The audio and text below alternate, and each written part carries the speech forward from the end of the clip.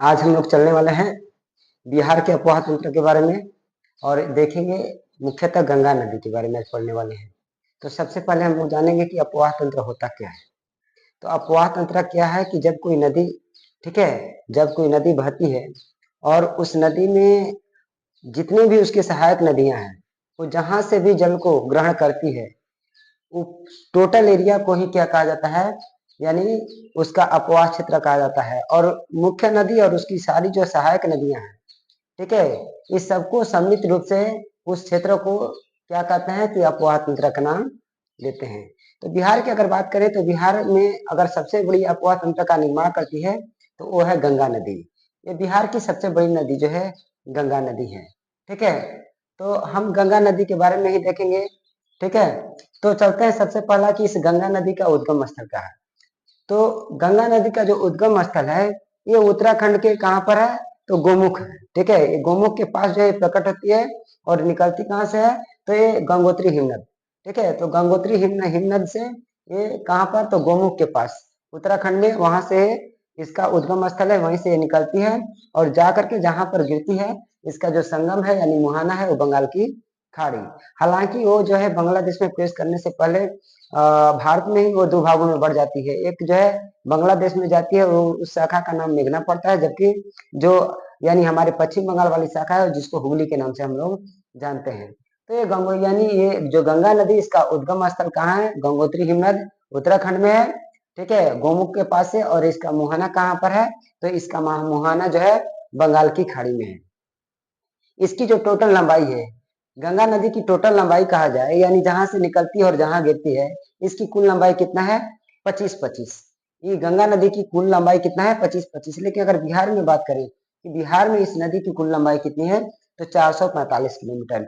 ये कहां से कहां तक है, तो जहां से बिहार में प्रवेश करती है, यानी ये प्रवेश करती है बिहार के बक्सर जिला से, और जहां पर वो निकलती है तो आपको कटिहार का और ये साहेबगंज, ठीक है, बिहार झारखंड का सीमा बनाते हुए ये पश्चिम बंगाल राज्य में प्रवेश कर जाती है।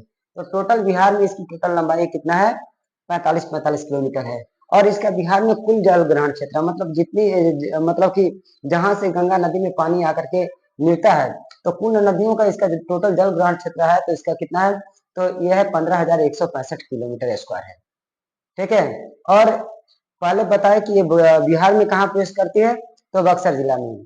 और कहाँ से यहाँ पर बिहार से अगर जो कहाँ पर वो बाहर जाती है, निकलती है, तो ये झारखंड और बिहार का सीमा बनाते हुए साहेबगंज जिला में, ठीक है, साहेबगंज जिला के पास।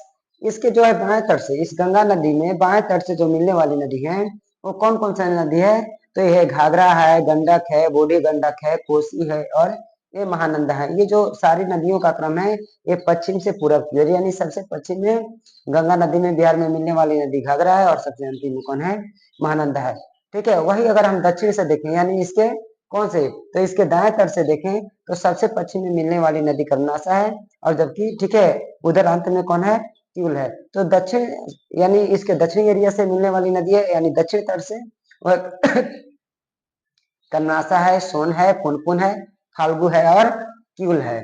और देखेंगे आगे कि गंगा किनारे कौन कौन सा जो है बिहार का जिला स्थित है, तो कुल 12 जिला है। कुल कितने जिला है, तो 12 जिला है, ठीक है। तो 12 जिला में कौन कौन है, तो अगर उत्तर बिहार में देखें तो सबसे पहले पश्चिम से अगर पूरब की ओर चलें तो सबसे पहले सारण जिला है, वैशाली जिला है, समस्तीपुर जिला है, बेगूसराय, खगड़िया, ठीक है। इसके अलावा यानी कटिहार।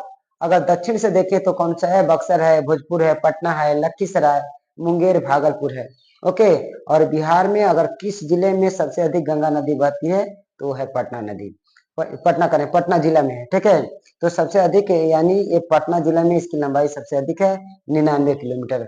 और दूसरा कौन सा जिला है, तो दूसरा जिला है कौन, तो ये है भागलपुर, यानी भागलपुर दूसरा जिला है जिसमें सबसे अधिक गंगा नदी बहती है, ओके। तो हम लोग आज जो देखे हैं कौन, गंगा नदी के तत्व क्या है, गंगा नदी तंत्र के बारे में हम देखे हैं, ठीक है।